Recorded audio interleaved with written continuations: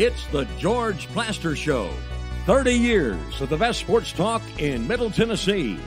Featuring Tennessee Sports Hall of Famer Watson Brown. And it's a shame it's taken this long to get an introduction for this Tennessee Sports Hall of Famer, Kelly Holcomb, along with young gun Billy Derrick.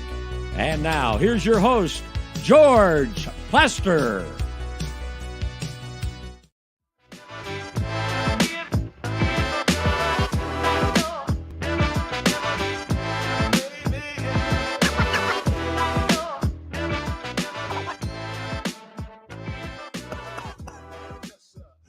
Hello again, everybody. Welcome in. That's the best laugh I have had in a couple of days as we welcome all of you in. Let's go ahead and punch up Kelly for a second and see if he approved. I have made it, dude. I have made it to the big time. I have gotten introduced on the George Plaster Show. Sweet. Hold on a second. Where do I have to go? The camera's over here. Why the hell am I over here? Just listen to me, George. Okay. You're good. We seem to have some issues here. You're fine. That's shocking. Kelly, for the moment, you like the open. I do. I hope we don't keep that. I mean, are we going to keep that? Yeah, we'll keep it for a month or two, I was thinking. And then he sent me a normal one that I'll replace it with. Okay, that's what I was going to say. As long as we've got a normal one, I'm good with it. Yeah. Yeah, we can't have that for long. I think we need to well, I need a laugh, so good. Thanks. You got it. Yes. Okay, yes. Let me check in, given that it is football season. Terry McCormick's Daily Titans Update brought to you by Lori Burnett Leland. She wants to be your mortgage lady, and through the folks at USA Mortgage, that absolutely can happen. Dial her up at 615-969-4350. Let me just say up front, around 2:40, I'll kind of do my own tribute to the late Frank Wycheck. This was a real stunner yesterday, and I'm not going to sit here and act like it didn't hurt, because it does. This is a tough one. Let me say hello to Terry McCormick, Main Street Media. He covered Frank as well. When we cover certain people, it feels more like family almost, and Frank did feel that way, didn't he? Absolutely. I mean, he was one of the most engaging guys from that first group of players that were on those Oilers/Titans teams that came here from Houston and then to Memphis and then on to Nashville. You know, the list is very long of guys who, certainly made an impact, not only on the field, but in the community. There he is with the late Steve McNair, who was certainly one of those, Eddie George, Derek Mason, Neil O'Donnell, Chris Sanders. The list goes on and on and on of guys from among that locker room that were really, just good guys to deal with. And I would put Frank right there at the top of that list, George, because Frank was, while some guys like Steve and Eddie were first-round picks, Eddie had won the Heisman. A lot of people, certainly knew who they were and, had already come to know them as household names when they got here. Frank was one of those guys that was just kind of like the common man, but he certainly was engaging, and he was also a heck of a tight end, a 3-time Pro Bowler. But I think that common man, humble guy with that sense of humor that he had, I don't think that ever left him, no matter how much he succeeded on the football field or later in broadcasting. Oh, you have said it perfectly. He did feel like kind of the common man, and everybody that met him just felt better walking away from the experience. And I will always so appreciate that, because as we were trying to, really make a move in the sports talk radio business, gosh, what he did to help us was huge. No doubt about it. And, and I'll say this too about it, George, it was reciprocal, because, not only did Frank help WTN and later 104.5 The Zone in terms of establishing the sports talk market here in Nashville, along with yourself and Willie and Darren and Joe Biddle and some of the others that were all a part of that. Not only did that happen, but I think, there's a whole generation of Titans fans who never knew Frank the player, but they got to know Frank the broadcaster, whether it was on, later on your show or whether it was, when he went with Mark Howard and Kevin Ingram to the Wake Up Zone or alongside Mike Keith adding color commentary on the game broadcast. I think a whole generation of people came to know and appreciate and love Frank because of what he was able to do in the broadcast booth after his career was over. I have always said that this was the best locker room in the history of the National Football League, and I believe that. And I believe Frank, that was one of his stamps, was he surrounded himself with a lot of really good guys, and they were just a great locker room to cover. It was a pleasure to deal with them. It really was. No, it absolutely was. I mean, because you could talk about things with those guys, and I'm sure some of it was the fact that we were all sort of similar in age range, but you could talk to those guys beyond things about football. You could sit there and have a conversation about whatever the latest movie was that you'd gone to see, or some of your favorite rock band or anything like that. And Frank was always willing to chime in with his 2 cents worth. Yeah, you're absolutely right. Okay. I'll throw one football question out there. On the surface, tonight feels like a complete mismatch. Do you see any scenario where this is really close? Only if the Titans can do 2 things, George. One, they're going to have to win the time of possession and probably win it in a big way with Huge. 33, 34 minutes of possession. And 2, they're going to have to force turnovers some way or another. They're going to have to win the turnover battle. I think that really is the thing that maybe gives them their best chance of staying in this ball game and having a chance. I don't think Will Levis will wilt under the pressure. I don't think, he's shown quite a bit of poise under duress in his first 6 starts as the Titans quarterback. So I'm not too worried about him. I just, the thing that I'm concerned about is that Miami has so much firepower that this defense, which is going to be without Jeffrey Simmons and going to be without Christian Fulton, among others, is already, suspect. And now it's going to be depleted, and it's going to be in a situation where you're facing maybe the highest powered offense in the National Football League tonight with the Dolphins and all the weapons that they have. Terry, appreciate it as always. We will we'll talk again tomorrow. All right. Thanks, George. Terry McCormick's Daily Titans Update brought to you by Lori Burnett Leland. She wants to be your mortgage lady, and through the folks at USA Mortgage, that absolutely can happen. Dial her up, 615-969-4350. Before I bring Kelly in here for real, let me just say one thing really quick. This weekend sucked. There wasn't a lot of great things, at least for me, that came out of this weekend. And I want to take a moment and just let all of the people who normally will watch this, who have been impacted by the tornadoes, to know we're thinking about you. Where I live, I was blessed. It didn't hit. But I looked around at the National Weather Service last night and all the different places that the tornadoes hit. Man, it was an unbelievable weather thing on Saturday.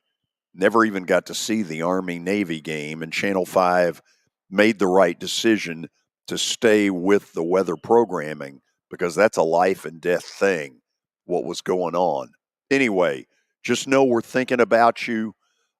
We'll talk pretty heavily about Frank today at 2:40.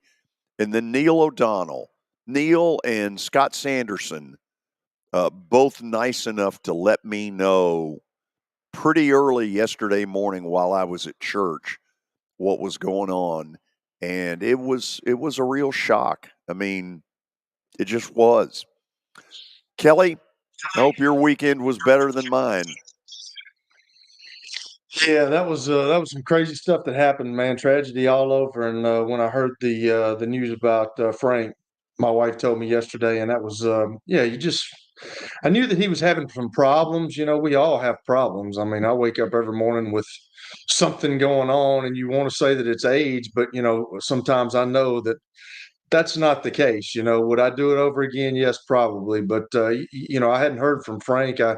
I told you this morning I used to try to get him to come to the golf tournament, but just didn't work out. But when somebody plays a game and we all were able to play that game, we were all very blessed to play that game. When somebody dies at the age of 52, or I saw a picture of there coming off the field one time. What happened to Steve a long time ago? I mean, it's just heartbreaking. And the fraternity of guys that play the game. Yeah, it hurts. It really does. It's tragic, and you never want to see something like that happen. But the more you live, the longer you live, the more crazy things get sometimes. So it happens. Yeah. Billy. Yep. Hello there. Hello. You got an update?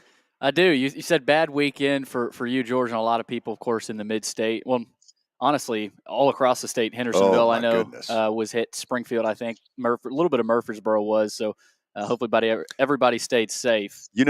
When it hit me that we were in for something really bad, it was around, I want to say around 1:30, and I see Channel 5 with this thing up at the top.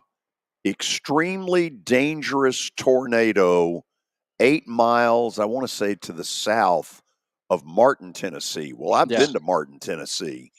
I may be the only person that's ever been there. No, I've been there as well. You've been there. And I was like, wow, this stuff's headed this way eventually. And when it does, we better be ready. Yeah, I was worried about the borough for a little bit. Had to text Kelly, make sure they're okay. Yeah, so thanks I think for checking in, Billy. I appreciate that, man. Thank you.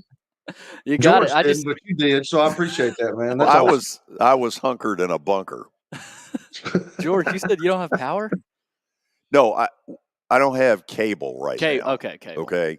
And so if you think I'm going to whine about that with the stuff that people are going through that is for real, we can take my cable and kind of shove it.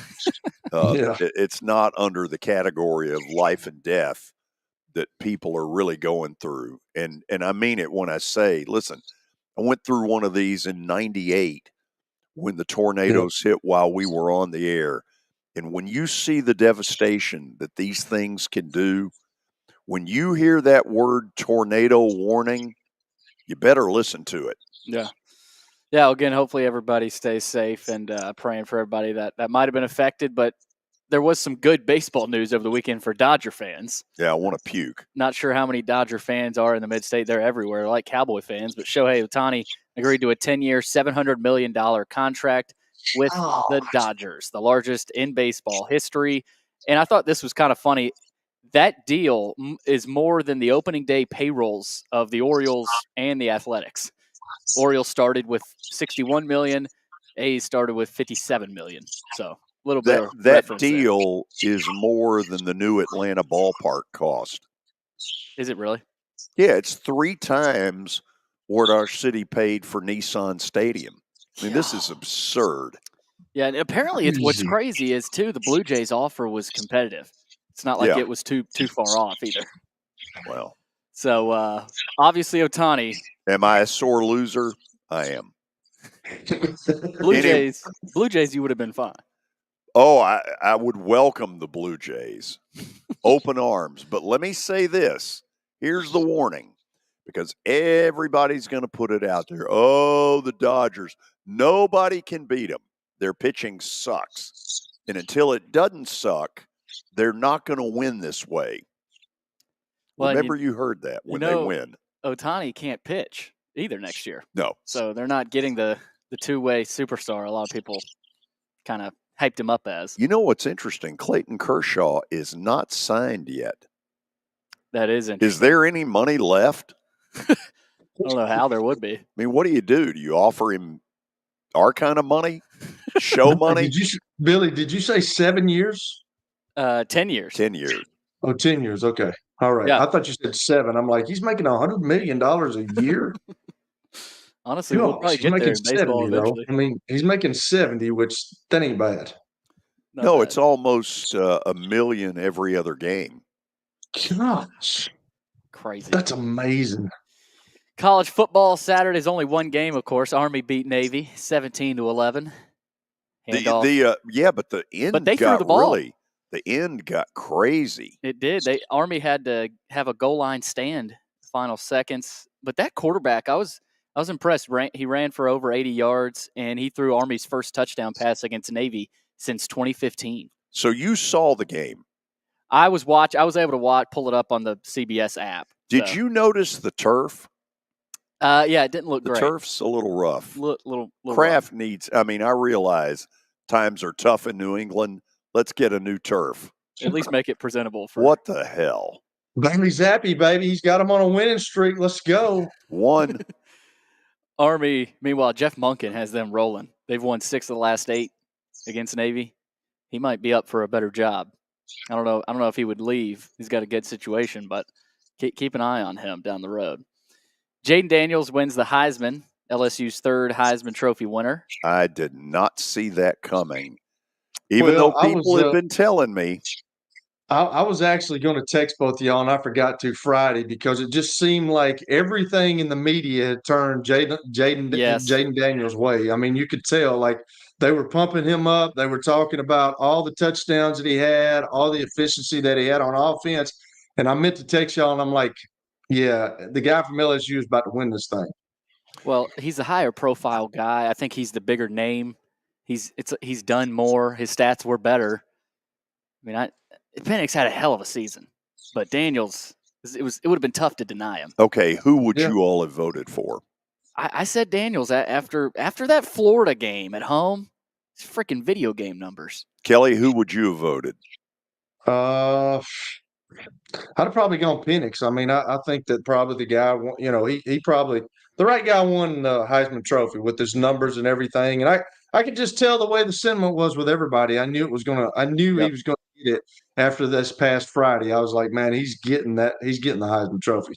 I'd have voted for Penix. Nothing against Jaden Daniels, who had a terrific year, but Penix got this done under extreme pressure.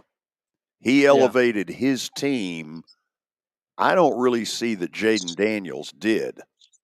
In other words, to the victor ought to go the spoils. There's 2 other LSU quarterbacks to win the Heisman. One of them, Joe Burrow. Who's the other?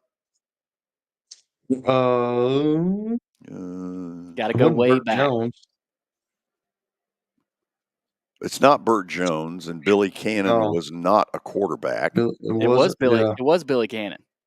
1959. Was it really? Billy Cannon wasn't a quarterback, was he? That's what I saw today. I looked it up because they have 3. A running back. I guess he might have been a running quarterback. I'll look that up. I'll get some proof. Seems a little suspicious. All right, NFL, real quick. Dak Prescott is now the new favorite to win MVP after last night's performance. 33-13 over the Eagles. Philly is going through a tough time right now. I mean, you look at that schedule. Yeah. You know, you go to KC, then home against Buffalo, then on the road against Dallas. Man, that's a 3-week deal. That's brutal. Yeah, and I'm trying to think who they played before KC, and I don't have it. But anyway. Your buddy Bob Horner on YouTube. Christmas shirt, George? No. No? No. Bright red. I mean, it's if you want it to be, sure. I mean, it is bright it's a 1991 Knights of the Round Table. I mean, that's what it is. No, it is not Knights of the Round Table. It's a polo. It's a polo. Yeah, you're damn tooting it is. Also, George, can we get to we can't do it now, but later, can we get to the Mahomes complaining about the offsides call? Because go ahead and show it. Okay. This picture, I don't know why. What's he complaining about? He the said dude was not on the line of scrimmage. You're supposed to be touching the guy's butt, and he is not touching the center's butt. I mean, that's the whole thing. You see, the left tackle is, the right tackle is not. Oh, so you're saying it wasn't offsides, Kelly? Oh, is that who they're calling it right here on this dude? Yeah. On the receiver. I thought it was a tackle. I thought they were talking about the tackle. No. Was not. Are you sure? On Tony. It's on Tony right there. So this is the second loss at home here recently that maybe could have been a win. Okay. The lateral is just crazy. Crazy on the day Wycheck. Yeah. Passed that. I thought that was crazy. So the lateral by Kelsey just works to perfection. Mm-hmm. This guy's offsides. Yeah. 2 weeks ago, who was it dropped the bomb in the end zone on Monday night against Philly? I forget who it was. Mahomes is frustrated. Mahomes is frustrated, but he didn't have anybody to blame. No, he's offside. He's offsides right there. I mean, that's. But I thought for some reason they were talking about the tackle because I think later on in the game they called a tackle being not on the line of scrimmage, which you can tell right there. He's not touching that. You're supposed to be touching the center's butt with your helmet, and he's not. Wow. Well, Mahomes, he said after the game, a receiver is usually warned before he's given an offside penalty. He said Tony was never warned. But he's too far in, and Tony wasn't looking at the referee. Yeah, and of course Mahomes was not happy after the game. Reed said, "I hope they still show it whenever he goes into the Hall of Fame because that's a legendary moment that we didn't get to see." Like, come on, give me a break. Yeah, whatever. I mean, I didn't like that from Mahomes after the game. Cry me a river. But the NFL is going to review both those comments. Mahomes jawing at the officials on the sideline could also lead to a fine. I don't think that'll. Ooh, a fine. Wow. You think that's going to bother his paycheck? Nah. Can you say deck chair off the Queen Mary? I wonder how much it'll be. Correct. Yeah. Okay, after the break, we'll do a quick tale of the tape of tonight's game. I'll tell you up front, it's not going to turn out good. One-sided? Could very much. Anyway, then at 2:40, I'm going to have some thoughts about Frank. Hopefully put a little humor into it, the way I think he would want it, and tell you a couple of things about a guy that, I really enjoyed his friendship. And in the best of times, there wasn't anybody better than Frank. Stay tuned. We're coming back. It was the most horrible experience that any mother could ever go through. I knew that I needed to get help. My friend, she immediately said, "You need to call Bart Durham." And you guys were there within an hour. You guys are like family for us. Yeah, sure is nice to connect with the people that you're doing your best to help. As the trusted premier custom home builder in Middle Tennessee, Donnelly Timmons has over 20 years of experience in the industry.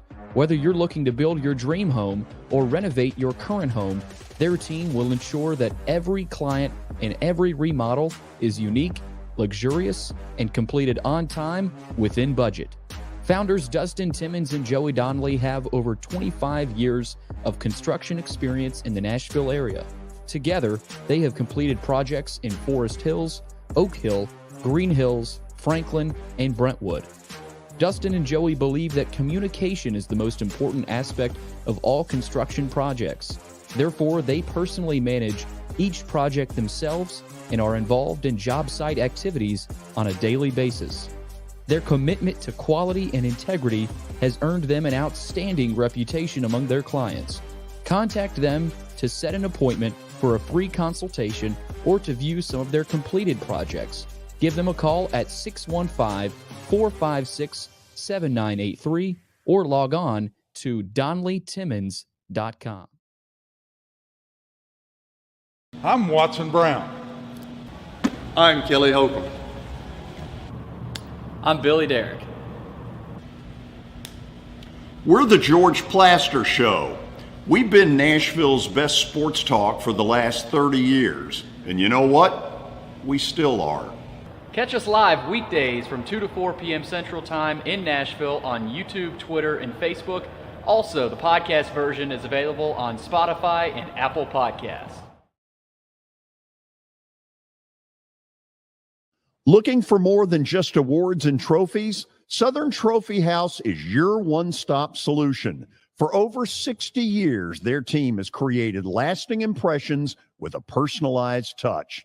From embroidery to screen-printed apparel to corporate awards, signs, and name badges, they have everything you need to keep your brand shining bright.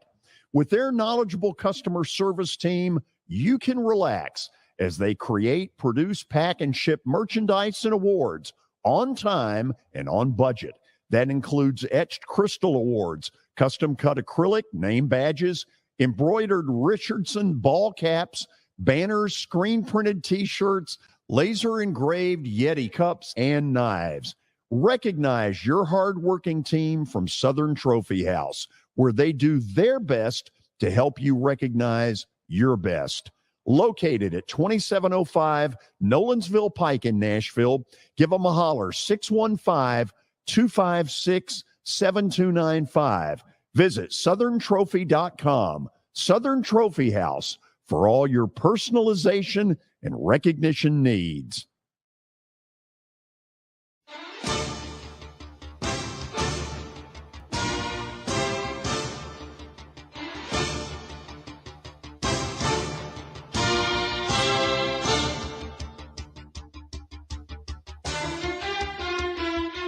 Well, I guess deep down, I'm a little shocked that the NFL didn't flex this game to like Wednesday at 4 a.m. I have no idea. Well, Tuesday night. Yeah,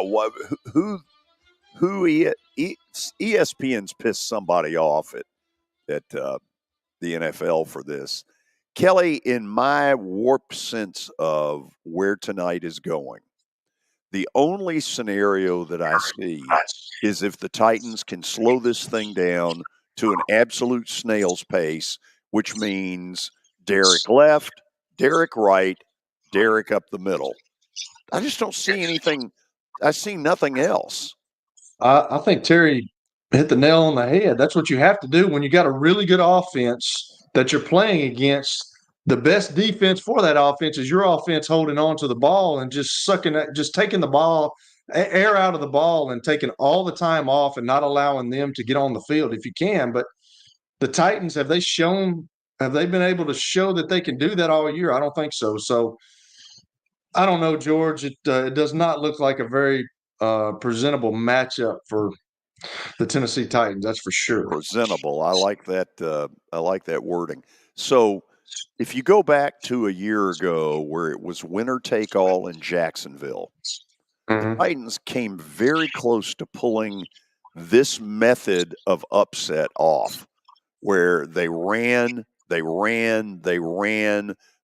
time of possession, and if not for the final 2.5 minutes, which included the Josh Dobbs interception, they maybe could have sprung the upset in Jacksonville. Now, I think we all know it would have been fool's gold if they'd gotten to the playoffs, but that's the formula that they're going to have to use tonight. They have no other option. Let's go to the tail of the tape. Kelly, you don't see these very often, but feel free to chime in. The one I'm certain of is that Miami is the home team. That's right. And that is an advantage when you're playing in the National Football League. Now, Miami over the past couple of years has not had people in that stadium, but the Dolphins are good now, and people like scoring, and they score. So it'll definitely be. I've been down there some times when I was playing with the Indianapolis Colts, and we were in the AFC East, and hey, those people can get loud. So that's a definite advantage for them for sure. So I've given the check mark to Miami running the football, mostly because in recent weeks, the Titans' offensive line can't move anybody, and Miami can move people because they've got you spread all over the place, and it's a light box that Miami runs against, where the Titans tonight will see Miami They'll see Florida State. They'll see everything in that box. There'll be everything but the Pentagon in there. I agree with that as well. They're going to have people that's the way you play the Tennessee Titans. You just stack the box and you make Will Levis and the receivers outside beat you, and they have not been able to do that all year. So you have to do that. You have to play the percentages, and that's a percentage in Miami's favor. The throwing game, obviously, to the Dolphins by a mile. They've become the most explosive team in pro football. Kelly, I would contend that when Kansas City gifted them Tyreek Hill, that's where all this started, because they got the speed to stretch people, and they've done nothing but add to it. They're really a scary outfit. They really are. And then, you talk about Tyreek Hill, but Jalen Waddle's right behind him. Then you got Cedric Wilson. So they've got guys. They've got, a really good tight end. So, and then he can, Tua can turn around. You just talked about the running game, and he's got two really good running backs in Mostert and Achane, and they can both run too. They're talking about how fast they are. So it's just kind of complete. It's a complete offensive football team in Miami. I gave the edge slightly on defense to the Dolphins. That's the one question about them, as they attempt to become a 1 seed, attempt to, go deep in the playoffs. How good is their defense? Kelly, how good is it? It's pretty good. They lost Jalen Phillips a couple of weeks ago when he tore his Achilles. He was their best pass rusher, but they can still get pressure on the passer, George. And then they got Jalen Ramsey in the backfield. So they're still they're pretty good on the defensive side of the ball, but nobody's looking at them because everybody talks about their offense. So I still think they got some guys that can rush the passer without Jalen Phillips, George. And, that Van Grinkle? Yeah, I think that's his name. Yeah. I mean, he can rush too. So they got some guys that can still play with the absence of Jalen Phillips. And then they secondary-wise, I mean, adding Jalen Ramsey, a guy from the mid-state area here, is a big get for them. So they're not lacking in defense much. Keep an eye on David Long Jr., linebacker. Yes, former Titan. He is ready to face the Titans. I guarantee you he has a big day, because they just kind of dropped him off on the side of the road like he was nothing. He's a hell of a player, so keep an eye on him tonight also. Okay, so I gave, for the first time this year, I did not give the Titans the advantage in the kicking game, simply because while, from a field goal kicker standpoint, Nick Folk has been a godsend.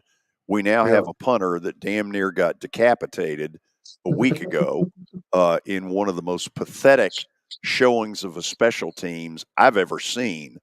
And so we got a punter in there now that we really don't know a lot about. And we go from the best kicker, as far as getting an 80-yarder out of there to whatever it is they've gone to. So you get to intangibles. The Titans' intangible is they got to turn this into a four-corner stall and basically slow this thing down to a snail's pace. Army-Navy. A little bit of Army-Navy. And let me take it a step farther. I think you have to go in with a mindset of draining the shot clock. Yeah. That play clock, don't be snapping that thing at 18. Get it down to 5 or 6 or 4 or whatever. Shorten the game as best as is possible. The old 16 versus 1 matchup. Yeah. And then the Dolphins, they've got obvious motivation. They want to be the 1 seed. And you know what? They might be. They're that good.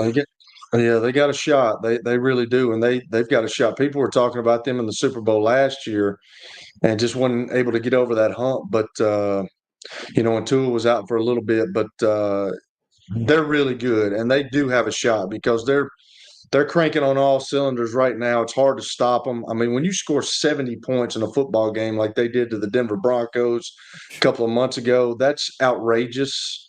And to do that in the professional football league, That's kind of amazing. I've never seen anything like that before. Now you talk about the Titans, George. They've got to make it a rainy game, like in the mud, just nasty. And you're right about the play clock. Like you got to take that. And I wonder if they talked about that in the meetings. But we want to take this play clock down. We don't want you snapping it before 5 seconds on the play clock. And that's a good. I mean, you have to look at things like that because if you want to turn it into a slugfest and just running the football, that's what the Titans have to do. They got to take the play clock down. They got to take the air out of the ball, and they've got to have a couple of first downs. They've been unable to do that so far. Now, I'm not going to insult anybody's intelligence and go 23-21, tough, tight ball game. I don't see it. Here's what I do see. 38-14 Dolphins, and if you're smart, you may want to switch over to Green Bay and the Giants. Yeah, probably won't take long. No. After the break, some thoughts and memories of a great friend and a Titan who, if we're honest, in the early days of Titan football is on Mount Rushmore. We'll talk about the late Frank Wycheck when we come back. Forget the fact that Sir Speedy Music City is owned by my BGA classmate James Warren. Their work stands on its own merit. James and his staff do incredible work, as evidenced by the huge banners at the Plaster and Friends Celebrity Bowling Night. If you're looking for quality to help your marketing and business communications, and you want it at a reasonable price, these are your folks. Call them at 615-832-9511 or go to print at sirspeedymusiccity.com. And be sure to tell them Plaz sent you.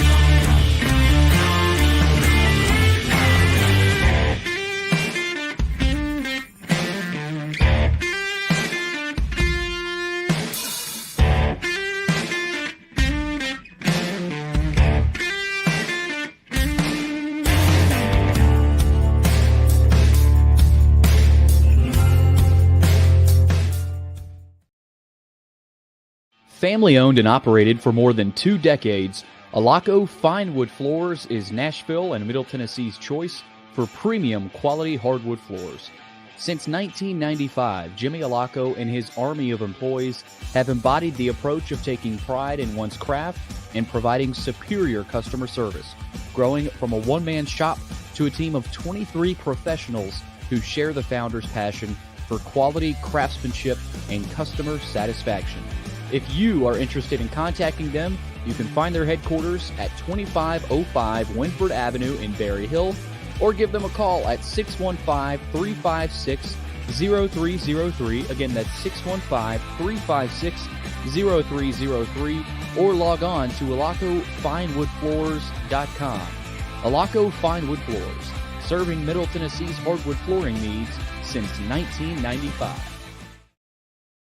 Over the years, more men have started to seek help for hormone deficiencies and imbalances, and Dr. Jeffrey Lodge and wife Daphne, along with their experienced staff, give men the treatment required to improve their quality of life, improve your immune system, energy level, cognitive function, and more.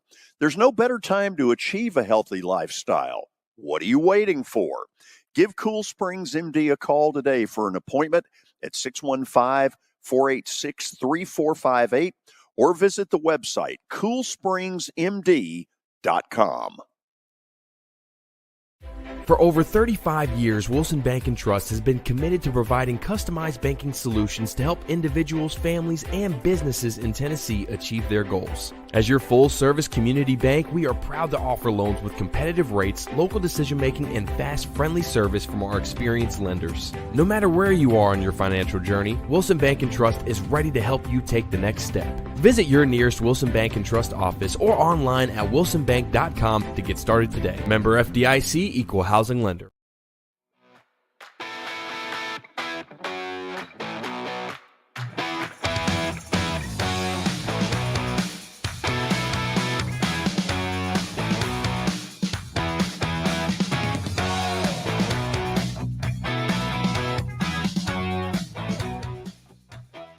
As you all can imagine, man, there have been a flood of memories that have popped into my head over the last 28, 30 hours since I found out about Frank Wycheck's passing. Found out through two of his teammates, former Titans offensive lineman Scott Sanderson and quarterback Neil O'Donnell, who will join us at 3 o'clock. And I got to thinking about how did he and I ever hook up in a radio sense?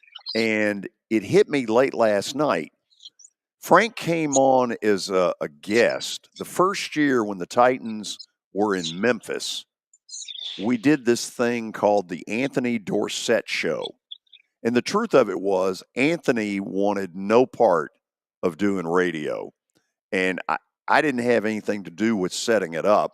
But it was very obvious Anthony didn't want to do a radio show. Frank came on as a guest, and I now remember when it was over, asking him, hey, a year from now, because he was really good. I didn't know him very well at that point, but I asked him, would you be willing to do a radio show, a players show with me? And the folks at the time, it was WTN, were smart enough to say, okay, this show needs to be out in the suburbs. And so we settled on Jonathan's in the Cool Springs area. And the rest was history because people gravitated to that show. This was a new pro football team. This locker room was out and about all over this city, and people loved them.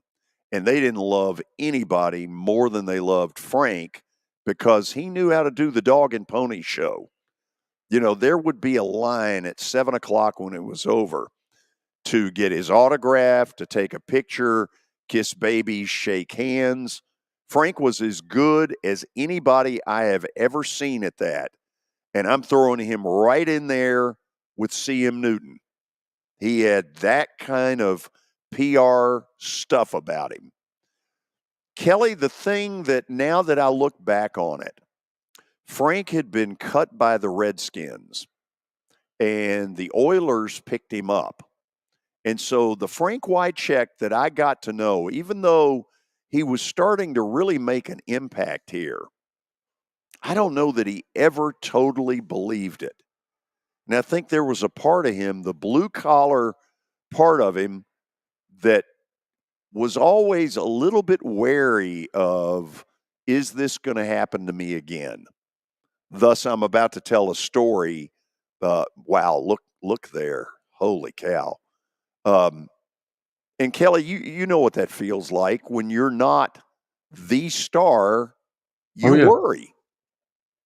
Absolutely. I mean, it was probably my third year into the league that I really didn't have to start, or maybe even the fourth year that I really didn't have to start worrying anymore. Like when cut day came, you knew that you were on that deal, and that kind of ignites a fire in you. You're talking about that with Frank. That kind of ignites a fire in you because it humbles you. Well, you come out of college and you're kind of the guy.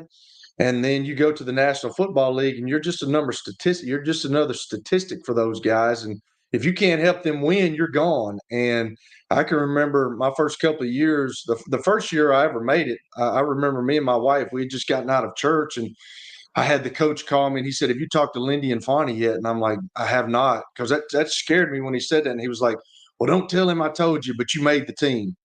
And we just burst out and we just screamed. We started crying, hugging each other, and that was pretty cool. But when you have those humble beginnings in the National Football League and you do get cut, because I'd been cut, and then you talked about Frank getting cut. I mean, it gives you a new perspective. Like, Oh, you're not sure it does. invincible anymore. You're not invincible anymore, and you've got to produce. And when I think of Frank Wycheck, I didn't know him obviously near like you did. I met him a couple of times, talked to him at places, but he just seemed like the consummate pro. He seemed like the guy that was always ready. He was always prepared. He was always able to make that big play and that clutch catch at the right time of the game. And obviously with the Music City Miracle that I'm sure you guys are going to show, I mean, he made the play that had to be made. So it's just one of those guys that you like seeing, guys like that they're not given anything. They have to work their tail off to make it, and they have a stellar career. And man, he meant so much to the Tennessee Titans. So here's my best story on Frank. The Titans sign a former teammate of yours toward the end of his career, and that is former Tampa Bay Buccaneer Jackie Harris. And I detected what I will call a little bit of red ass in Frank about Jackie Harris.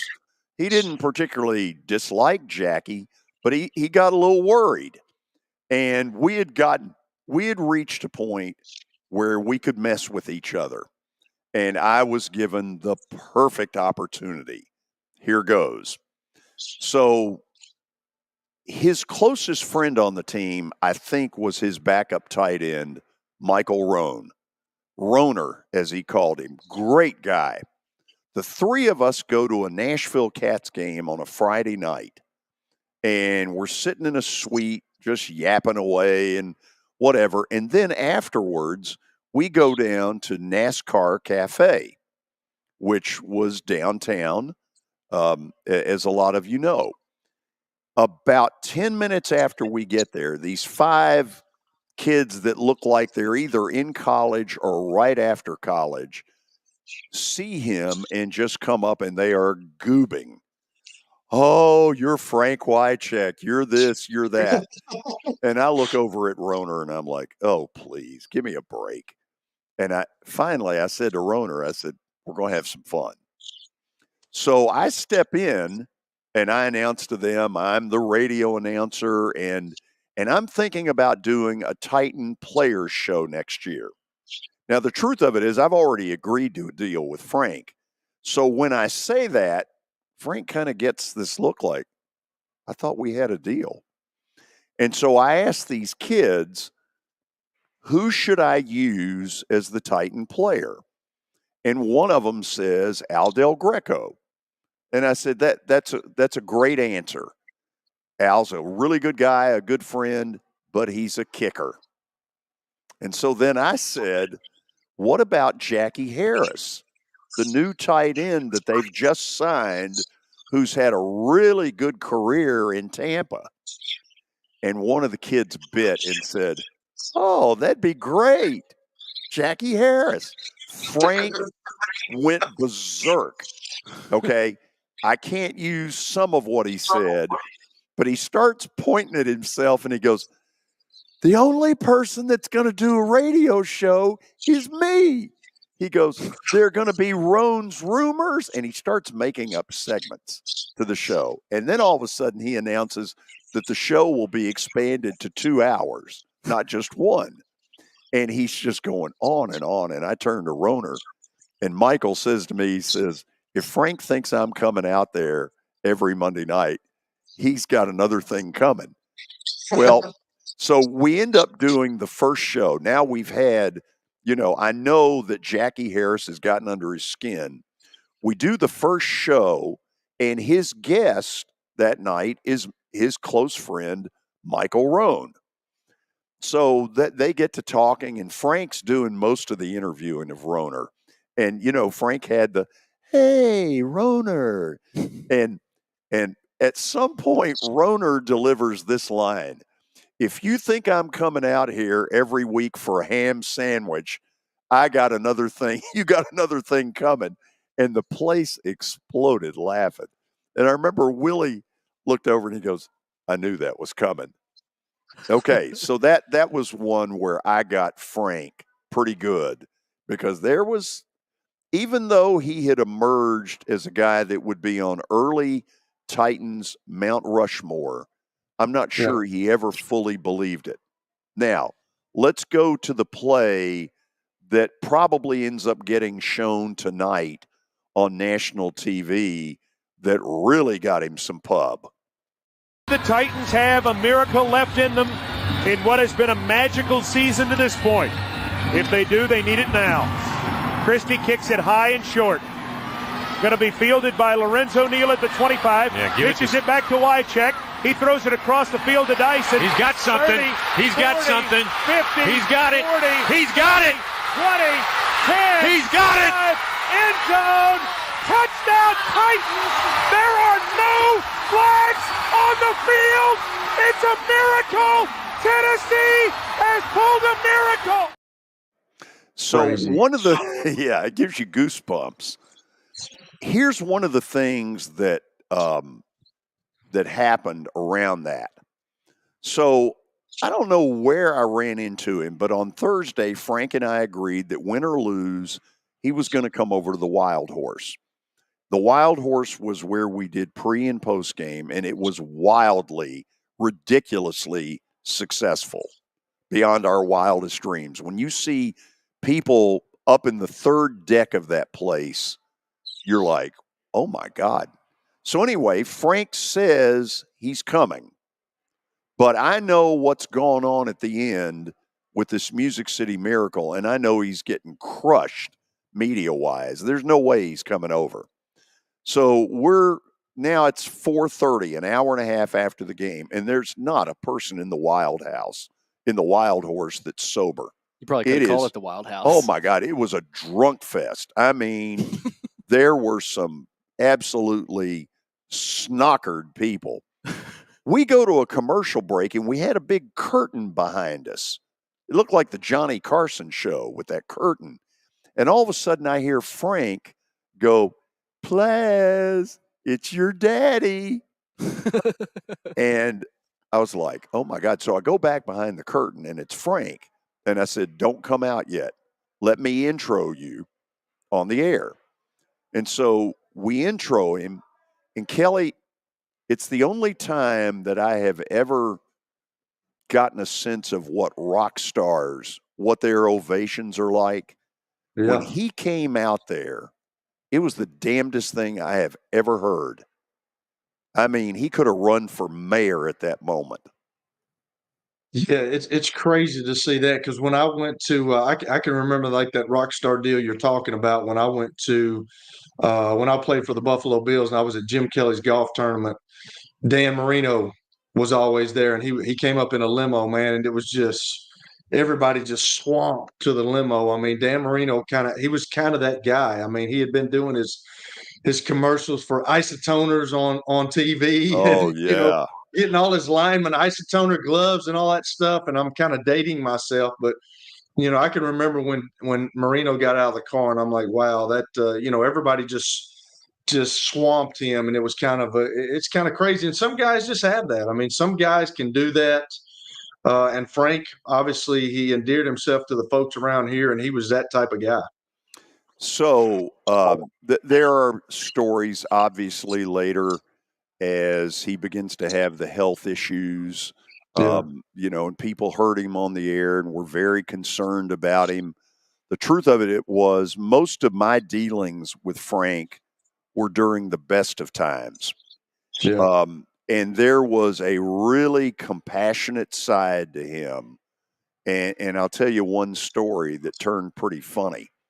So I had been hit with a restraining order in August of 2003 as we were attempting to start the radio station 104.5 The Zone. I was off the air for a 3 months until the whole restraining order thing was stopped. And there was a Friday where Frank called me and he said, "What are you doing?" I said, "I'm going to the NBA BGA game tonight." Well, he had a student a child at BGA. And so he said, I'm going too. Why don't you come over here early and let's talk? And we had a really, good talk for about an hour about what was going on with me. And I was concerned and he was concerned and on and on. So we go outside finally, and they had a basketball court. And I start mouthing off that I had been a pretty good basketball player. And so Frank and I are out there like playing one-on-one. And Kelly, it's going pretty well until we get near the end of it. And I did something to my back. And I didn't want him to know that, I'm having some issues here. And as the day goes on, the issues seem to be getting worse. And by the time we get to BGA, I announced that with this huge crowd that was there, the best thing we could do was go to the top and stand, because I'm not sure at that point I can sit. So, I think I've got him fooled. We get to the end of the game. We're about to go our separate ways. Frank looks at me and he goes, hey, I hope your back gets better. I wanted to shoot him. I was like, awesome. Known the whole time, Absolutely. The golf clubs that I use today, Frank gave me as a gift. And I will tell you this. It has been determined numerous times that there's nothing wrong with the clubs. It's me. Well, I'm going to second that, but also the technology's gotten so much different since way back when, George. Like, splurge and get yourself a new set of golf clubs. But I don't know if with your game, I don't know if it's really going to help. So you might as well just stay with them. Let me say this. Neil O'Donnell's going to join us here in just a few minutes. I want to pass on my thoughts and prayers to his family, his kids, everybody that's been affected by this. I think he would be shocked and pretty thrilled that so many of you care about him, that so many of you remember the random acts of kindness that he did for people, when his health was good enough for that to happen. I don't think he wanted a lot of us to see him near the end. As recently as a month ago, I tried to reach him, didn't get a return call. I don't think it was in any way, shape, or form him being snotty. I just don't think he wanted us to see that Frank Wycheck, but to remember him for what was in the late 90s and the early 2000s, one hell of a run here in Nashville. Frank, you are not going to be forgotten, believe me. We'll go to the break and then stat of the day, and then a former Maryland teammate, Neil O'Donnell, will join us to talk about Frank Wycheck. Please stay with us. Convenience and value, two words that we expect when we do business. Our goal at JHA Company is to deliver just that, both to our school partners and to our customers. Whether you're purchasing photos, yearbooks, class jewelry, letter jackets, school spirit wear, or senior graduation products, we strive to make the experience easy, convenient, and cost-effective. Find out more at jhacompany.com or call 615-867-6345 for more information. JHA, one source, one company. You were in a crash. Yeah. Your kids were in the car with you. We're very lucky to even be telling this story to you. Nikki treated us like family, and she was very caring and loving, and I'm just so grateful for that. She was somebody I could trust, and being a veteran, that's so important to me. My kids are going to have a better life now because I don't have to worry about those expenses that we were out. Your family has really created a legacy of trust, and I would recommend you to anyone.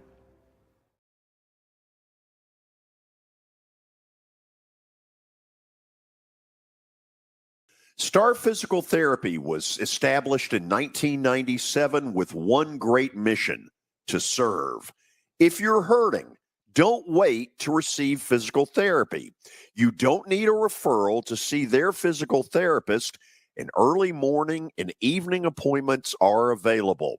Make the call to 615-673-1420 and get rid of that pain. Star Physical Therapy, the official health provider of Football Friday.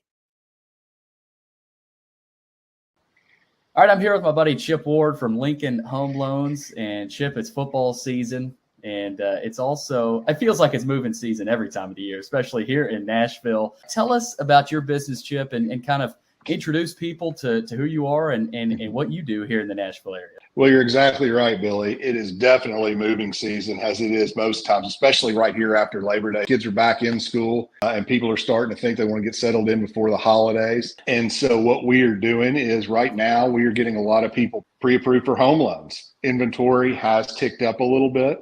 You know, it has been down, but it's rebounding a little bit. And right now is a good time to buy. Chip, real quick before I let you go, tell people how they can reach you. And if someone is interested in your business, how would they reach out to you?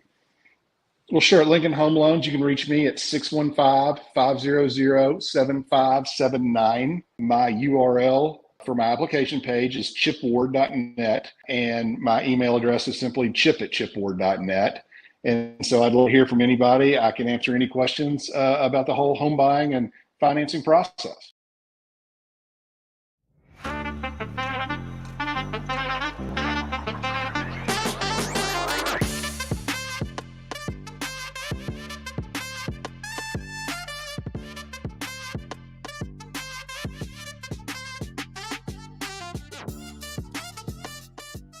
Former Titans quarterback Neil O'Donnell coming up. But first, stat of the day brought to you by John English Antique Sports and Cards out in Shelbyville. They're open during the week, Tuesday through Friday from noon to 5. Go check them out. They're also open Saturdays from 10 a.m. to 5. Give them a call, 931-492-4304. All right, let's see what we got here from Matthew. We're going baseball. Ohtani signed a 10-year, $700 million contract with the Dodgers on Saturday. He became the second athlete in North America to sign a contract with a yearly salary of at least $60 million, joining what other athlete? So what's the soccer player's name? In Miami, the one that ended Messi? up in Lionel Messi.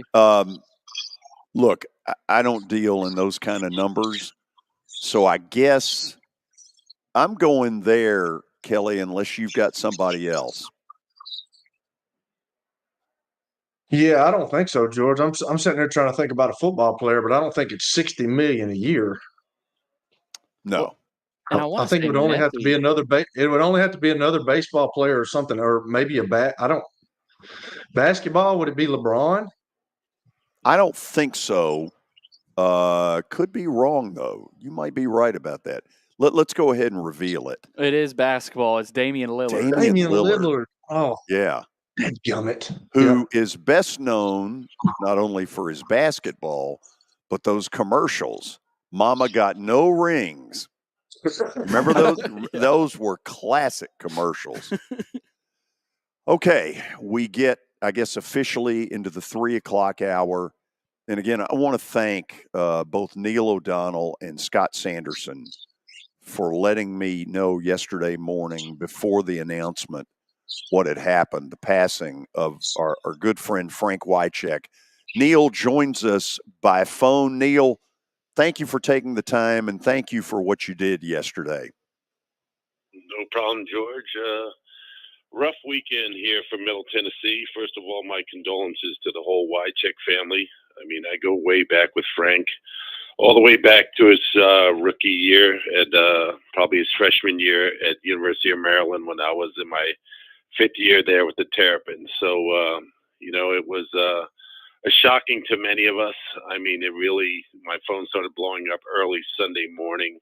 And when you crack that first cup of coffee at 7 o'clock and start reading all those texts, it actually puts a lot of things in perspective, that life is so fragile. Neil, had you talked to him at all recently?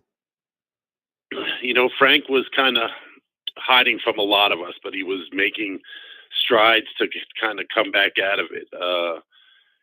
Frank and I were very close for a long period of time. I mean, I go all the way back to college days with Frank, and then even when he was with the Oilers, I was competing against him, meaning with the Steelers and the Houston Oilers at the time. So I had a lot of relationships with these guys, and when I came to the Titans in 1999, it was almost like an extended family, a lot of these guys, because I battled, with them every Sunday with Pittsburgh and the Oilers, and it was a great locker room that I could never forget. But the last time I probably talked to Frank was probably about a year and a half ago, 2 years ago. I talked to Frank. Neil, I've said a lot that I think it's the best locker room that I have ever been around. I had this preconceived notion of what you all would be and was so pleasantly surprised that it was 30, 40 deep of just great people to deal with. He had a lot to do with that, didn't he? He really did. I mean, Frank was, he was like the quiet, sneaky guy who started all the games. And that's one thing, like people always ask me, do I miss football? I said, no, I've been out since 2004. It's been a long time.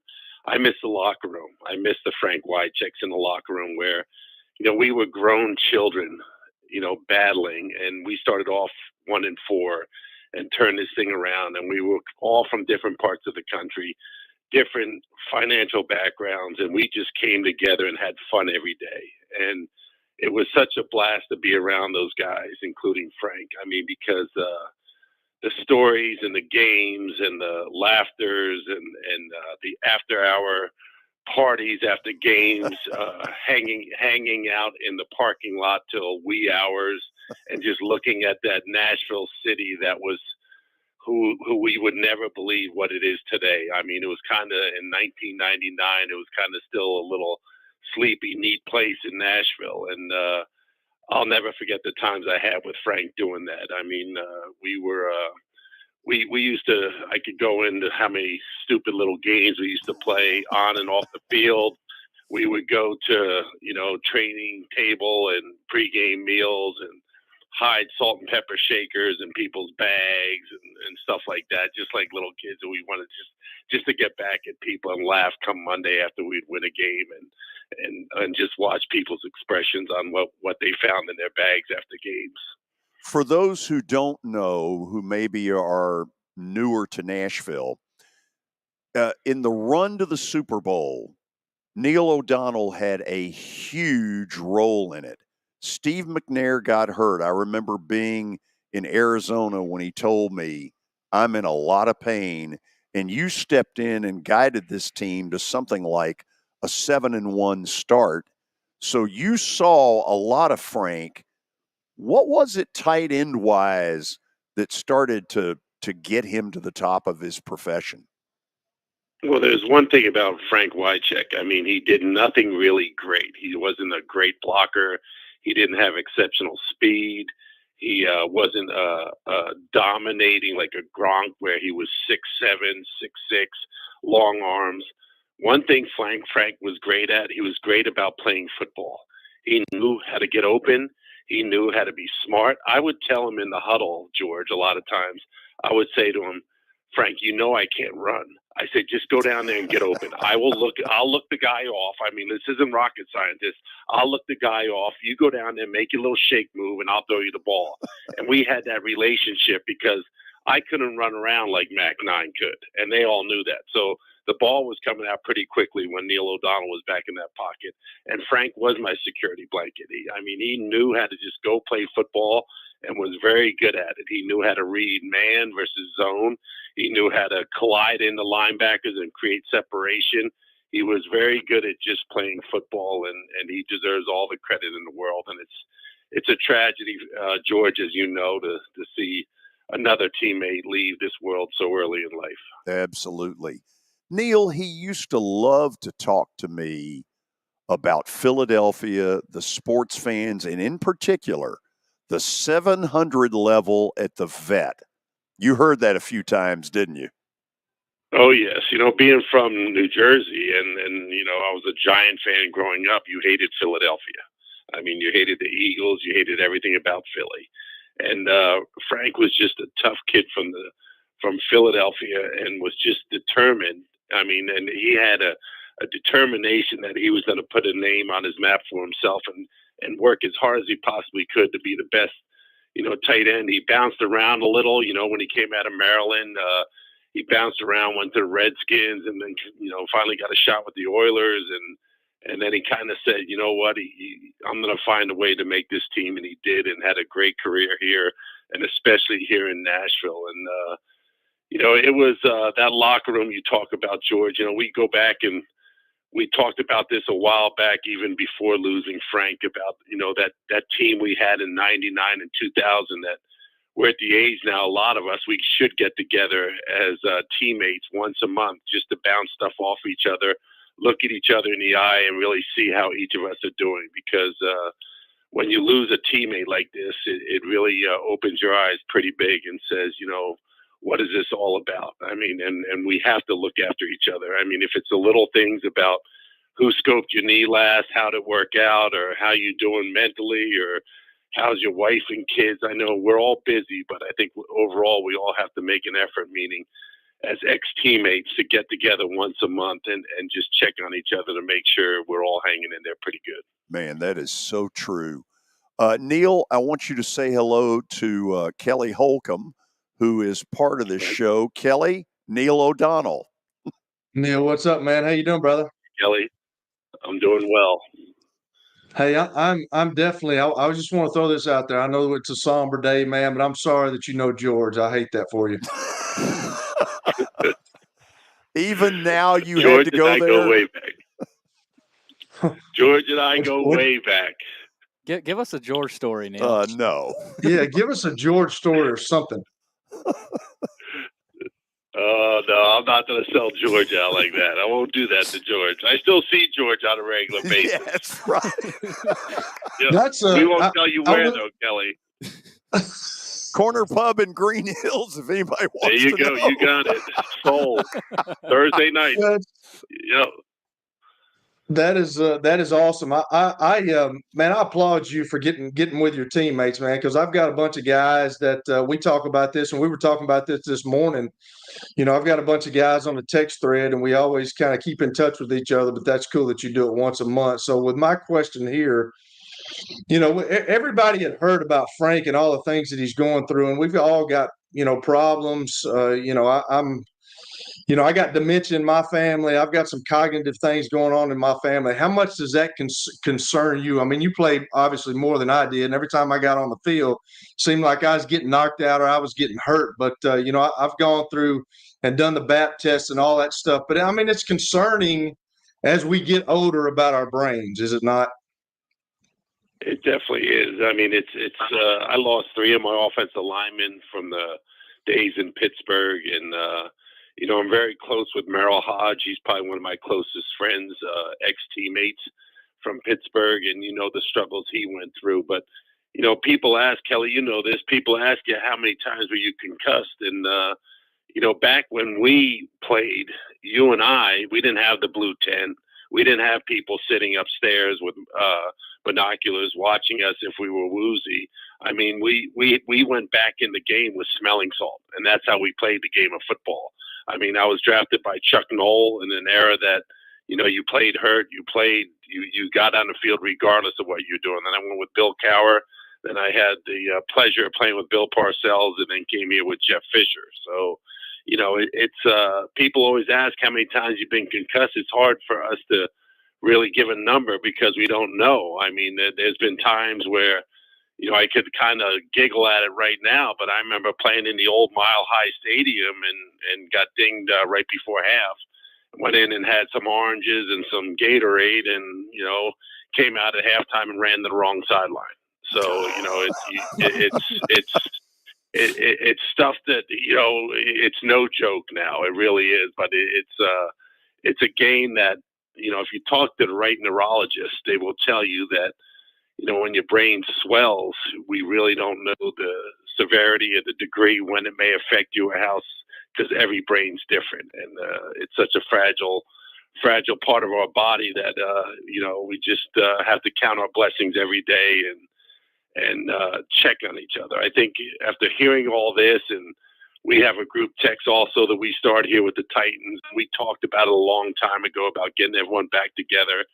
And I think this was just a bigger, awakening for all of us who live here locally. Like, hey, guys, we got to be more diligent. We're all busy, but we got to find ways to see each other at least once a month. If it's not at someone's house, we'll go meet at someone's restaurant, just check on each other.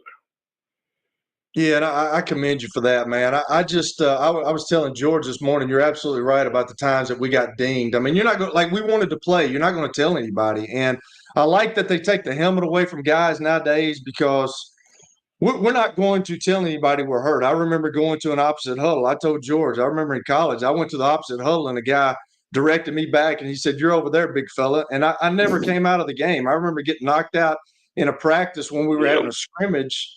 And this was my first year in college. And I came back and practiced the next day. So my last thing here, Neil, is, I was talking to George a little bit today, but it kind of upsets me to know that if the National Football League knew about this stuff, I don't know if it would have changed me. I don't know if it would have changed you, because I still love the game, and I think I would go back and do it all over again if I had to do it again. I hear guys talking about that they don't think they would play anymore, and that's just not me. I would go out and do it today if I could, but it would have been nice if they knew when they started protecting our brains way back when we played. And it kind of bothers me because I'm, like I said, I got dementia in my family and I'm having some memory issues myself, and it kind of bothers me if they knew and they didn't tell us. Yeah, I totally agree with you there, Kelly. I mean, the thing that I tell, especially parents right now, I mean, we were blessed enough to play in the National Football League and get full ride scholarships coming out of high school and win championships and things along those lines. But I more or less tell parents, the longevity of it. Like, let's say your son is just going to go to college and get, be a tackling dummy. I try to discourage them from that. You know what I mean? Like, as you know, there's less than 1% that continue on playing in the NFL, and we made a job and a career out of it. And looking back, the people I met, and do I feel it now at my age, 57? Yes, I do. I mean, if one more person asked me to play pickleball, I'm like, I've been trying to hold on these Achilles a lot longer than people could expect. Pickleball is not in the menu right now. So I literally know the beating my body has taken. I did that whole test with line of duty through the NFL, which was kind of, woke me up a little more too on how much my body has aged compared to a normal 57-year-old. But no one's going to feel sorry for us. That. We get up every day, we go to the gym, we stretch, and we get loose, and we figure out a way to get through the day and keep competing in whatever we're doing. That's all I know how to do, and I guarantee you that's what you do too, Kelly. Neil, thank you, first of all, for what you did yesterday, man. I'll never forget that, what you and Scott did. And and secondly, thank you guys, because I'm right about one thing. It's the best locker room that there has ever been. And if it hadn't been, I don't know how pro football would have gone here, but I know that its success lies with a lot of you guys in that early locker room and your willingness to get out and be a part of the community. And so we all owe a bunch of y'all, Frank included, a huge debt. I appreciate it. Great. Rest in peace, Frank. Amen. Neil, thanks. Amen. Guys, have a good night. Neil O'Donnell joining us here on the show. They were both University of Maryland grads. And since Kelly brought it up a few minutes ago, after the break, we're going to have a little bit of a discussion. We all love our football. We're all going to gather around our TVs, whether it's on Sunday or for a doubleheader tonight. But there's an ugly side to all this after the fact, and we're going to talk a little bit about it when we come back. It was the most horrible experience that any mother could ever go through. I knew that I needed to get help. My friend, she immediately said, "You need to call Bart Durham." and you guys were there within an hour. You guys are like family for us. Yeah, sure is nice to connect with the people that you're doing your best to help.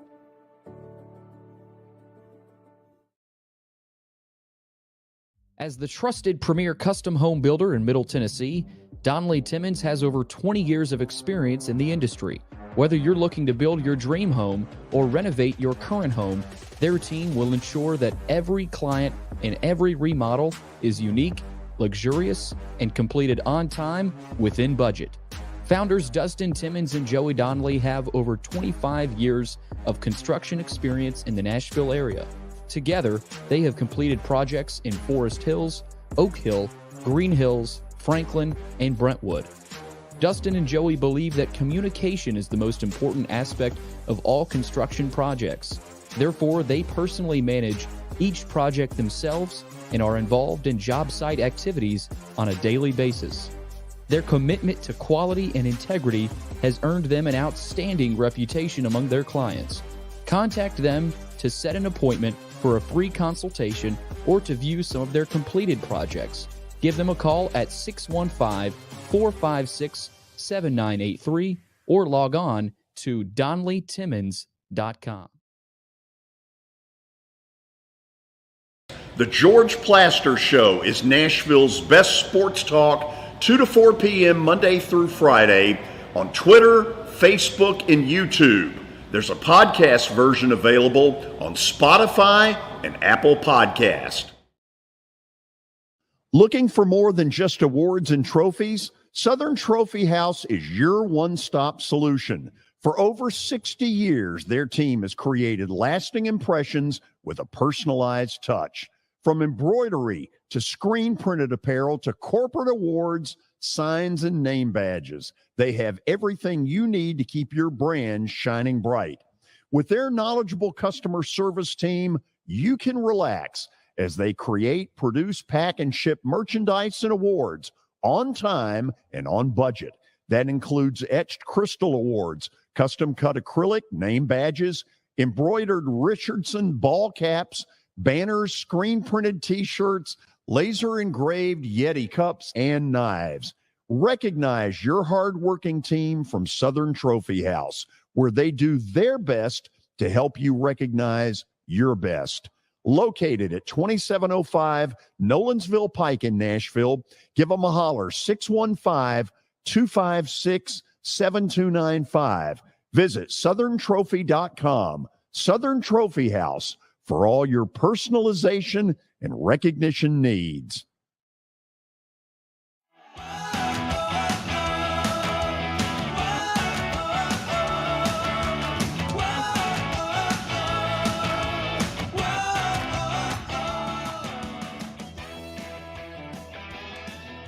Well, obviously, Frank Wycheck's passing has brought on a lot of conversation from a lot of different places. And for me, it really touched home. You hear all these stories of former players and their struggles, but it's never a group close to you. It's always a former Bear or a former this. Well, Frank Wycheck, man, that hits close to home. Kelly, how much do you think, I don't know how I'm trying to say this, but let me see if I can say it. Are we making the kind of strides we need to make this way safer? I think they are, George. I really do. I think they're making these helmets. They've got sensors in helmets now. They're making the helmets even better. They're putting sensors in shoulder pads to see they can go back and they can put data into their computer and see how hard the hit was. Don't get me wrong, George. I love the game of football. I still do to this day. I love it. It's given me everything. That's why I'm on this show. That's why you know me, because I was fortunate enough to play college football. I was fortunate enough to play high school football and win a state championship. I was fortunate enough to go on and play 13 years in the National Football League. That's why I'm here. That's why you knew Frank. That's why you knew Neil O'Donnell. Those guys, I think they're making strides. I really do. I think there's ways that we can learn and we can go through that. it upsets me that the NFL might have known something and didn't disclose it to the players. I told you today, I can always remember going into locker rooms, and you always see that guy up there with his helmet on, with his shoulder pads, with his cleat, and then they always talked about, here are the common injuries in football. You had a shoulder issue, you got broke wrists or broke fingers or an ACL tear, or something going on with the ankle or something like that. They never, ever once talked about brain injuries, not once. And I know that as time goes on, the technology gets better, everything gets better. We're more attuned to what's going on in our bodies. But I'm sure that they had studies going on, and that's what it seems like that's happened, that they had studies that show that something might be happening to our brains. Now, I'll reiterate this. If I knew back then when I first started, I'm still going to play football because it's the greatest game I think that's ever been developed. There's nothing like getting in a huddle with 10 other guys and you've got something in common with those guys. You start in August when it's hot, and you started before that, but you get in the weight room, you do all those calisthenics, you do all that stretching, you do all the stupid little drills that we do. You do all these drills in practice.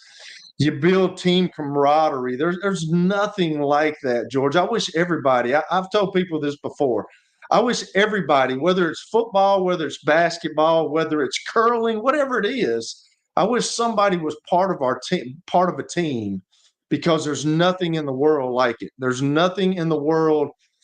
You cry with guys, you sweat with guys, you bleed with guys. There's nothing in the world like that. And I wish everybody could have been part of that, because me personally think that the world would be a better place if everybody was on a team. Yeah. Because you have to forget about being selfish, and you have to just kind of be sovereign to what the team is. And you have to give yourself to the team. And there was nothing like it, George. It really isn't. So if I had to do all over again, I'd do it exactly the same way. I can't say that I would probably – I can't say this. I don't know if I would still tell people that I was having problems. But I promise you this, I would be more aware of it, because with all the stuff that's happened in my family, my grandfather had it. His parents had it. My mom's got it right now. She had 2 sisters die of it. It's very prevalent in my background. So does it concern me? Absolutely, it concerns me. And I don't want to, it's certainly sad what happened to Frank and all the stuff that you had heard what's going on with him, because he couldn't be on the radio anymore and people were concerned about him. I don't want to get to that point. I'm trying to eat better, to exercise, to drink a lot of water, to take supplements to help me with my brain. But I mean, it's there every day, George. I'm going to be honest with you. Sure. So last night in the Philadelphia game, and I'll admit, that was a much anticipated game last night, and NBC had really ballyhooed it, and rightfully so. But as the night went on, I couldn't get Frank out of my mind. And then there was a play, and you know where I'm going with this. Reed Blankenship from Middle, who's done a great job in Philadelphia's defensive backfield. I mean, kudos to that young guy and what he's accomplished. He gets dinged on the side of the head, helmet to helmet, and we know what happens. Looks like a concussion. They take him back, and he doesn't play again. Kelly, do you think we can ever get to a point where helmet to helmet doesn't cause this, where the helmet is 100% safe? I don't know, George. I mean, he got hit. He got the worst is what happened to him last night. When you hit a thigh or when you hit somebody's knee, when a running back is sticking, like a Roger Craig. When Roger Craig used to get his, you remember how he used to run with his knees? Tree trunk. I mean, dude, when you make a tackle like that and you hit somebody's knee, and he got hit right here in the back of the head, man, that is where it goes. And a lot of guys, and I don't know if Reed's one of them. Most DBs wear mouthpieces, and I can remember. I didn't wear a mouthpiece, and I had a bunch of them. And I've told my son, and I've told all these kids now, it's better to wear a mouthpiece, because it happens in the back of your jaw when you get hit and that jaw clicks together like that. And if you got something that's protecting that something rubber in there that cuts down on concussions. I'll be honest with you. But, what happened to Reed last night, that's always going to be part of football, George. It really is. Now, I like that they take the decision out of the player's hands, because if you're asking me, I'm not ever going to tell you I feel bad. Oh, man, I can remember being at the combine, and I had shoulder surgery in college. I had a rotator cuff, and the guys pinching on. They pinch, and they do all this stuff. And I'm like, it's just hurting while he's pinching just because he's pinching. But then they got to the spot, and they go, does that hurt? And I'm like, yeah, it hurt. But I said, no, I'm good. You know what I'm saying? I'm just – like, you don't want – like, that's just part of being a competitor. You want to play. Right. Reed looked like he was okay, but there was still something that was off about him. I can remember, like I said, George, I can remember being in college, and this is a funny story. I can remember being in college, and we had our first scrimmage, and I got to play. And we were live. I mean, quarterbacks are not even live anymore, but we were live, and Coach Donnelly did not care. And I got hit in the back of the head, and I was out. I went out. And I remember waking up, and Coach Donnelly, which is a scary sight, Coach Donnelly's over me, and Mr. Camp is over me. Mr. Camp was our trainer, and they both took me by the arms, and they were taking me back to the sideline. And I told Coach Donnelly, I said, leave me alone, Coach Donnelly. I'm good. Well, they let me go, and I staggered about 5 yards. And Coach Donnelly, I'll never forget it. He just starts cracking up, laughing. And then they both grabbed me and they took me to the sideline. But, George, I was back on the practice field the next day. I mean, that's just the way it was, man. It's totally different game now. I hope Reed's okay. I think he is okay. I mean, he was able to walk off the field by himself. Yeah. But the concussion protocol that they've got now is it's pretty rough, and it's good because it protects the players. That's why you see those guys holding those guys' helmets, because you can't leave it up to the player to make that decision. Kelly, we have gotten to a point where the kickoff in the NFL is almost non-existent. This is sort of their way of saying, okay, the most dangerous play is that's what they kickoff because it's just 11 on 11. If you could give them one piece of advice of something that you think they need to do to improve safety that they have not done, what would it be? Oh, man, that's a good deal. I know that Pete Carroll a couple of years ago came out with the hawk tackling, which you try to take the head out of all the, out of everything. Just get your head to the side, grab. Well, that's good and all, but then you're going to have shoulder issues. But I will say this. I think you need to take the head out of everything. Like, you cannot lead with your head. I can remember being in practices up here, and we used to have to do this, even the quarterbacks, because Coach Donnelly would get pissed off, and we wouldn't have a good tackling game. And then he would make the quarterbacks even do that stuff where putting your head up, but you got to put your head on their chest and then wrap them up and then drive through. Well, I mean, you just can't lead with your head. And a lot of that takes a lot of athleticism, George, if you're talking about the Seahawk tackling like they do. And some guys aren't fast enough to do that. They just go in there. I don't know if there's a really good answer for it, George. I just think that with the technology and the way it's going, I think it's getting so much better. I don't know if you could ever take it out of the game. But I tell people this all the time. If you really look at statistics, and I know some of the people that like soccer, but there are more concussions in soccer than there are in football. That's a proven fact because guys are heading the ball or doing stuff. That's a proven fact. Now, I don't know if it doesn't get the media attention that football does because it's so violent, but I just don't know if you can ever take that out of the game. There's ways to be safer. They're doing their darndest to do it. I just worry about the game of football. I really do, because I think the way it's heading, you're not getting kids playing in high school anymore. Like the numbers are way down. I mean, you look at what's happened the last 20 years, the numbers are totally down. And it bothers me because that's been such a huge part of my life, and it's such a great sport. I love it. I don't know if you can cut – you're going to cut them down a little bit, but I don't know if you can ever cut them out totally, George. I really don't.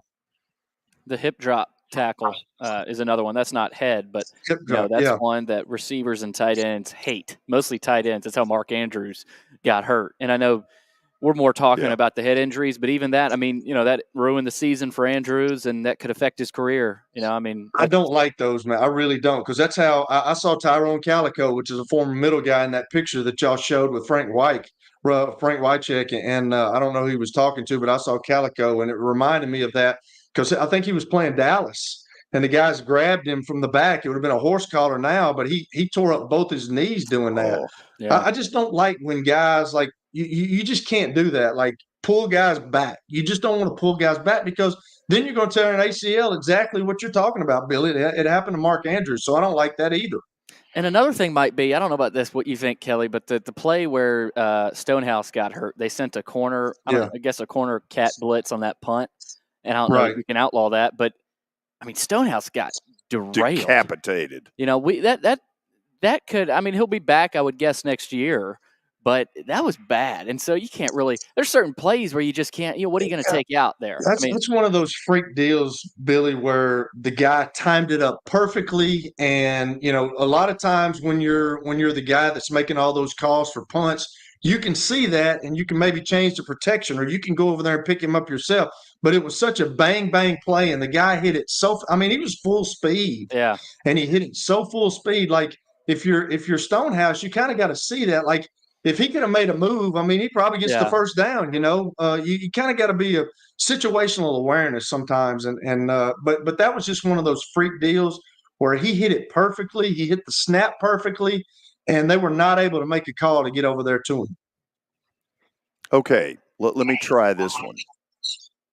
After you and I are dead and gone, or in the home where Billy should come to see us, but Kelly, given how you've treated him, I don't think he's gonna. He's not coming to see us. But he did text me the other night. He was concerned. At least I got that. At least there's that.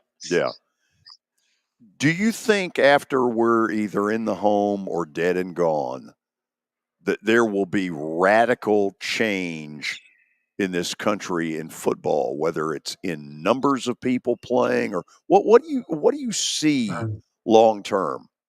I don't know. I'm not a good predictor of that stuff, but myself and Coach Robbins and Coach Donnelly, all my colleagues, we've talked about that. And I just think the way it's going now, I don't know if you can ever take it away because it makes so much money, George. Like the Power 5 schools in the NFL make so much money. I just don't know if you can ever take it away, but it's really getting to the point now.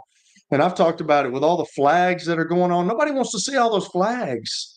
I mean, we're tired of the flags, but I'm scared to death that it's going to get to the point where it's literally going to be flag football, and you're not going to be able to do any. Like it's really like that on the quarterback. Now they've taken things out of the quarter.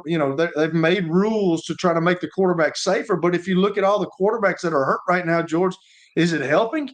Because you got a lot of starting quarterbacks that are getting paid a lot of money. That is not helping. Right. C.J. Stroud gets knocked out the other day. So I don't know, George, but I'm really worried about my sport. I'm really worried about it at the grassroots level because that's really why I got into coaching, George, in high school, because I saw that some of the people that are coaching football are not qualified to do it, and they're just taking these kids and they don't teach them fundamentals anymore. Right. And that's why I got into it. It just worries me about where it's heading. I think they're doing their darndest to make it safer. I really do. And I think the NFL is leading that, which they got to do. But mommies and daddies are not letting little Johnny play football anymore just because of that. They want him to play basketball or baseball or do something else. And that's really sad because I think it's the greatest sport ever invented. Now, obviously, I'm biased. I played it. I made a good living doing it. I was around some really good friends, and I love what Neil O'Donnell talked about with his guys getting together, because I've said that to a bunch of guys. But here's the deal, George. In all honesty, and Neil's an exception to the rule, but when we all get together, you know when it is? At a funeral. Yep. It's at a funeral. And then we all sit here and we talk about we're all going to get together, but do we? No, we don't. We really don't. And I've had the same thing happen with a couple of my teammates, and I've had to speak at a funeral before, and we all talked about that. That was 17 years ago, and we still don't do it. So it's just you've got to be you've got to make it a point to get in touch with your buddies and see how everybody's doing. I mean, I still keep up with them. Talked to one the other night, but getting together, man, it's just hard. It's hard. After the break, we'll have Plaster Bet of the Day, and then I want to take just a moment and acknowledge some people out of Frank's family that I've gotten to know and just let them know we're thinking about them. Stay tuned. Family owned and operated for more than 2 decades, Alaco Fine Wood Floors is Nashville and Middle Tennessee's choice for premium quality hardwood floors. Since 1995, Jimmy Alaco and his army of employees have embodied the approach of taking pride in one's craft and providing superior customer service, growing from a one-man shop to a team of 23 professionals who share the founder's passion for quality craftsmanship and customer satisfaction. If you are interested in contacting them, you can find their headquarters at 2505 Winford Avenue in Berry Hill, or give them a call at 615-356-0303. Again, that's 615-356-0303, or log on to alacofinewoodfloors.com. Alaco Fine Wood Floors, serving Middle Tennessee's hardwood flooring needs since 1995.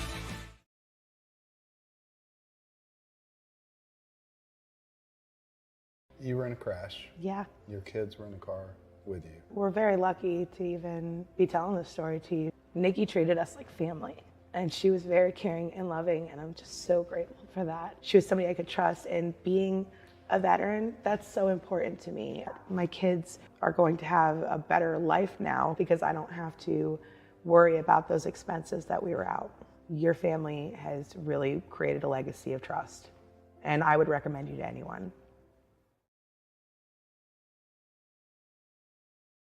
Over the years, more men have started to seek help for hormone deficiencies and imbalances, and Dr. Jeffrey Lodge and wife Daphne, along with their experienced staff, give men the treatment required to improve their quality of life, improve your immune system, energy level, cognitive function, and more. There's no better time to achieve a healthy lifestyle. What are you waiting for? Give Cool Springs MD a call today for an appointment at 615-486-3458 or visit the website coolspringsmd.com. Star Physical Therapy was established in 1997 with one great mission: to serve. If you're hurting, don't wait to receive physical therapy. You don't need a referral to see their physical therapist, and early morning and evening appointments are available. Make the call to 615-673-1420 and get rid of that pain. Star Physical Therapy, the official health provider of Football Friday. Convenience and value, 2 words that we expect when we do business. Our goal at JHA Company is to deliver just that, both to our school partners and to our customers. Whether you're purchasing photos, yearbooks, class jewelry, letter jackets, school spirit wear, or senior graduation products, we strive to make the experience easy, convenient, and cost-effective. Find out more at jhacompany.com or call 615-867-6345 for more information. JHA, one source, one company.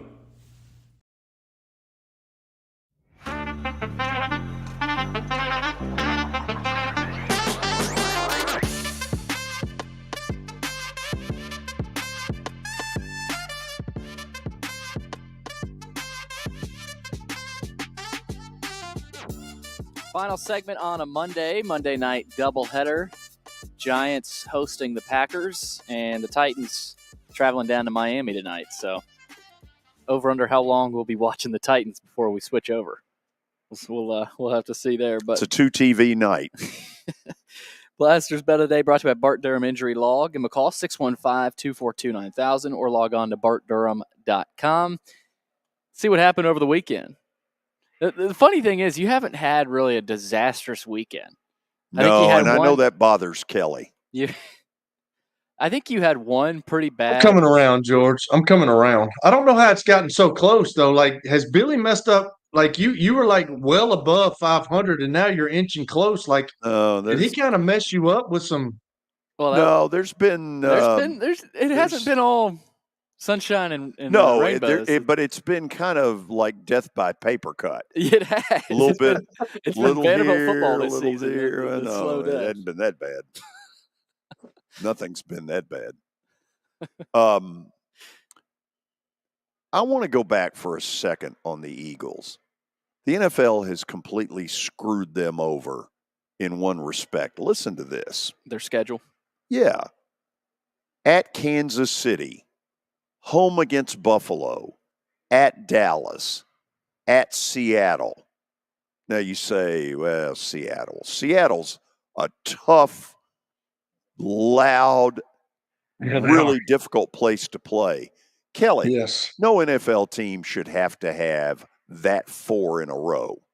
Well, you talk about the 3 in a row, George, and then you got to go. Anytime you have to go on the road in the National Football League, you've always got a shot of losing. And don't sleep on Seattle, because you're absolutely right. I played there, and John Randall almost broke my back. It was so bad that Mike Holmgren came up after the game and said, "Are you okay?" Because I thought he severed my spine. And that is by far one of the loudest places you'll ever want to play. Yeah. I think the Eagles, I don't know, they look like a really tired football team to me last night. Yeah. And Well, they got lucky in a few of those in that winning streak. They did. They had some close calls. Is Jalen Hurts? Is he? I don't think he's 100% healthy. Although when you get this point of the season, you're not 100% healthy. But it looks like he's struggling with that knee a little bit. It does. I agree with that.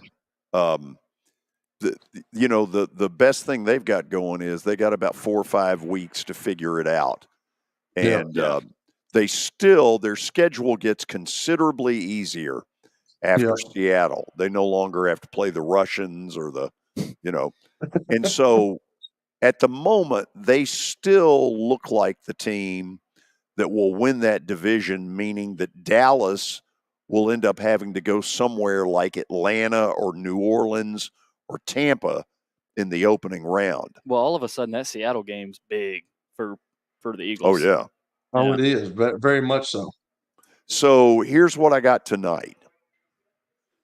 Yeah. The Dolphins. Riding Miami. So 2-team teaser. Tease the Dolphins down to -7.5. Tease Green Bay down to -1. It's one bet. It's called a 2-team teaser. Do it. You'll make money. And then just take the Dolphins. Straight up, too. Straight up. And if it doesn't work, God bless the Titans. They're sending their first team up to Green Bay, and the second team's going to play the Titans. So that's how they're doing it. They'd probably still win. Yeah. Who is Miami's backup? Mike White? From Mike WT? White. Okay. Yeah, Mike White. Yep. That's good backup. Well, you think about it. That's one of the more encouraging things that has happened so far, knock on wood, is that Tua has been able to stay healthy. Yeah. Which is shocking to me, the way that he's been kind of injury prone, and he's had concussion issues as well. So it's really shocking that he has been able to stay healthy as he has. We say that, can the Titans get pressure tonight? I mean, I think that's kind of their own I think we know the answer. Well, you got Jeffrey Simmons out. He's the best defensive lineman the Titans have. I don't see it. That was a little brain freeze there. I forgot Simmons was out. Me. Okay, as we end this, I want to take just a second and just sort of a little bit of a message to Frank's brother, Teddy, up in Philly, his mom, who I met years ago, wonderful lady, to Sharon Wycheck, the 2 kids. We're thinking about you. I know this for certain. It's never easy. It is even harder during the holidays because you get to those Christmas Day and New Year's Day. This is going to be hard. Those of y'all around them, help them. Help them get through this. Thank you all for being a part of this today. Tomorrow, We'll review the Titans game in Miami. And by the way, I hope I'm dead ass wrong. I hope that they go up there and shock us. But I don't think so. And Tony Basilio will join us as well. So we'll have an action-packed Tuesday. By the way, Friday, our show will originate from the Last Minute Toy Store, the actual days that all those Christmas toys get distributed. That will put you in the Christmas spirit. See you tomorrow.